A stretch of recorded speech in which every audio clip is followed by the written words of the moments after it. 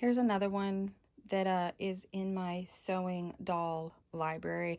And I love this one basically for some of the older techniques that you see, because they get lost, because the women who did them, like these are from, you know, they can scale anywhere from 18 something to into the 1900s for sewing and making clothes.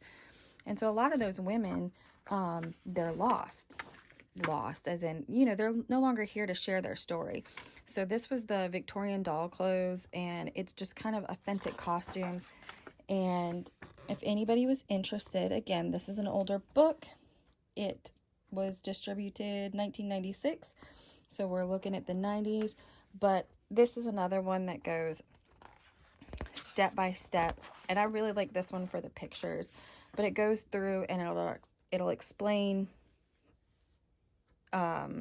what the picture is about, and then it gives you like the fashion plates and tells you about all the things that are in this picture. Like this one, it tells you the type of doll, where it was at, what type of fabrics it was, and the whole front section is nothing but pictures, old sewing machine items, and it goes through. And then my favorite part is as you get through, they pick out dresses. So this was the day dress in that picture they talked about when they gave you the history, and then it gives you basic overall notes on how the garment was constructed and put together, and it's very detailed and step by step. Granted, a lot of this is hand sewing because that's how they did doll clothes in the back day, but look, it explains to you stitching the gathers.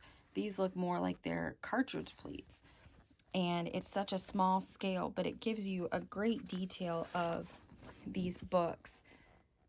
And if somebody couldn't teach you how to do this, you wouldn't know except for trial and error. So I really love looking at some of these. And again, a lot of these are dated patterns, but it's kind of fun sometimes to put these little techniques into new fashion dolls. Like, look, this would be a really cool sleeve for a jacket. It's got 2 flounces on it, and it shows you the ruffle and how to sew it in the back. Just adding, this is, you know, a neat way to do cording around the armhole, because anybody who sews for something at a small scale knows if you don't have a serger, those little frayed edges are really hard to deal with. But it's lots of finishing techniques and different things. And fun plus side of it is when you get towards the back, they give you the patterns. This isn't the day dash that we were talking about, but they give you a section where, there it is.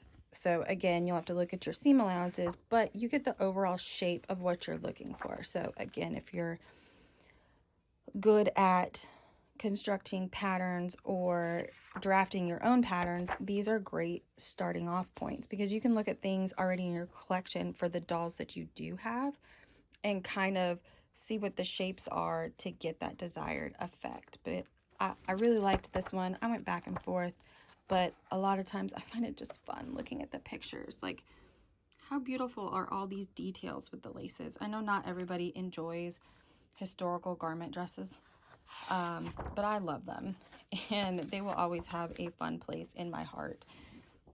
And I also think it's fun to see some of these little techniques, because, you know, you can add little things to the dresses that you're making now, like these details of pin tucks and gathers and pleats, where to place some laces. Like, it looks like there's some ruching there.